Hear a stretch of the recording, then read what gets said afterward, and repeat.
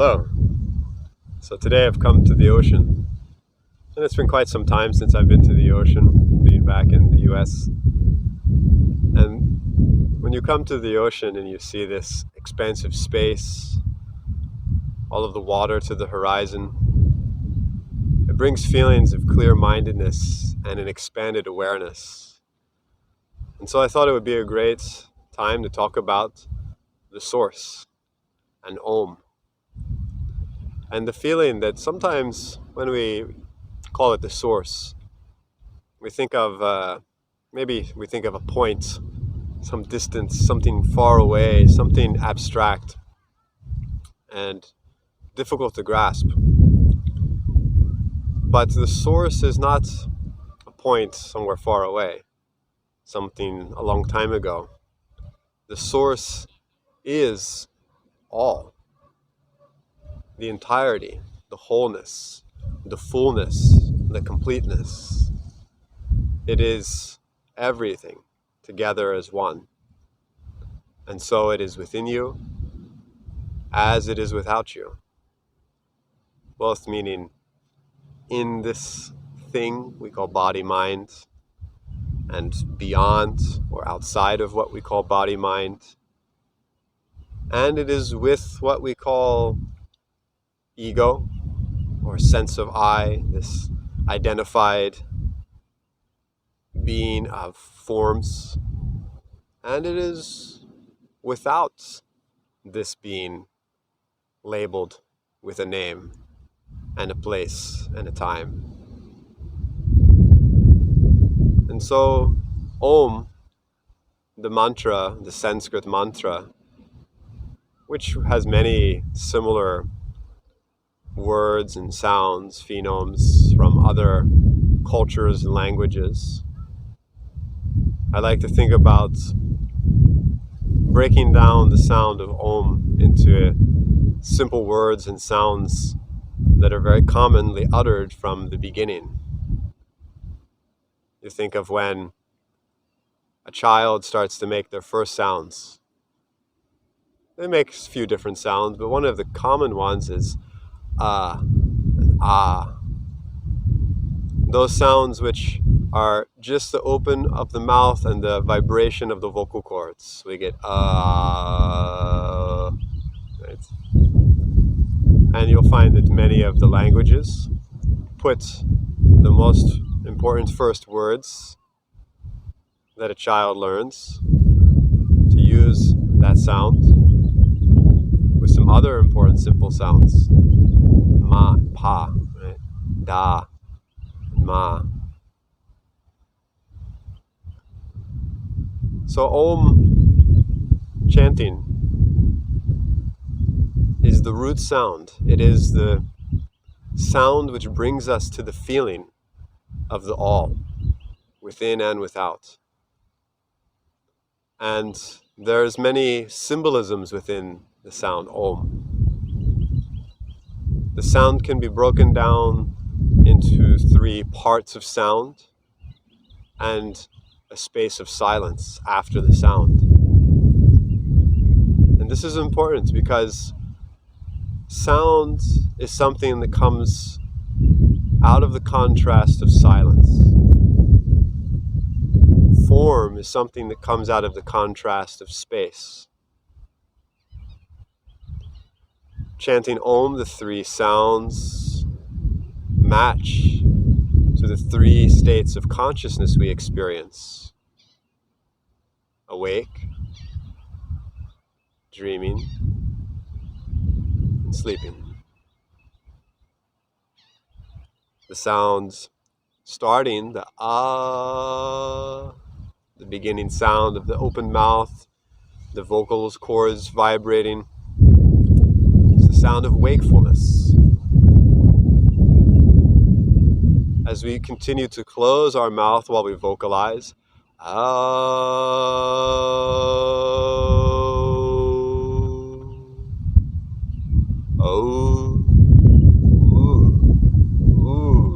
the sound of sensuality and dreams, of being captivated by the forms, the vibrations in the dream. This is a dream. This experience, this reality is a kind of level of dreaming. And as we close the mouth,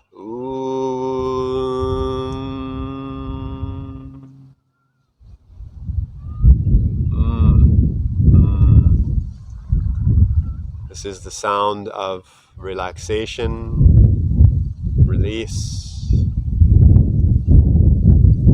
a lapse of form into deep sleep, into an awareness which has no form within. And we experience deep sleep as a kind of absence of consciousness. Yet this deep space of sleep has some quality yet of our essential being. When we finish uttering any sound, before a new distinguishable form or sound can come again, there needs to be a pause, a space, a silence. And in chanting Om, we create a pause of space and silence, a pause of the breath, holding the exhalation out.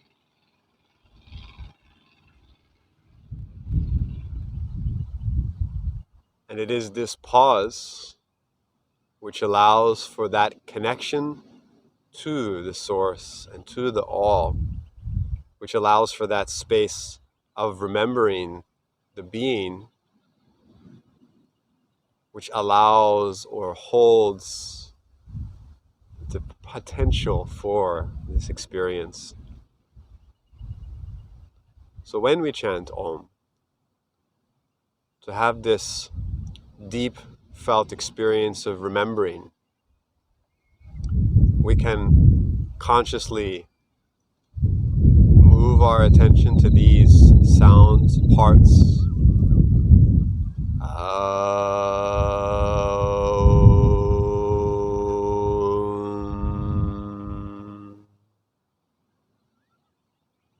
And then a space of silence. And the more fully engaged you become in 100% attention with this simple sound vibration, you may engage with it by feeling it through your physicality. You may engage with it by placing a special attention at different areas or points. Where is the vibration felt the most? The sounds, the shape of the mouth, the feeling in the head, the feeling in the emotions. And as we continue chanting, the experience becoming the predominant experience of our mind as well. So mantra means the tool for the mind, tool for purifying the mind, which allows us to come to that state of being which is not thoughts, or not the kind of thoughts we think of as our normal way of thinking. This is something different than how we experience most of our engaged, externally directed, externally, outwardly focused way of seeing. This is seeing the all as this, as this, as this.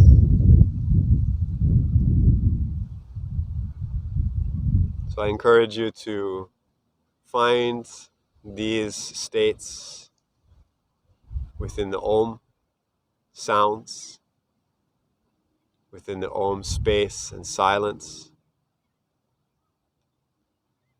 That space and silence in which we can wake in the dream, in which we can sleep in the awakeness. And these may sound like funny, poetic, nonsensical things, but these are descriptions of a real state of experience. And that is why so much traditional, ancient spiritual practices put attention to that space between sleep and awake and sleep. And even in the conscious dreaming, to be aware of the dream. And by being aware of the dream, dreaming in a wakeful way, remembering the dreamer, remembering the one, the all, that is dreaming this.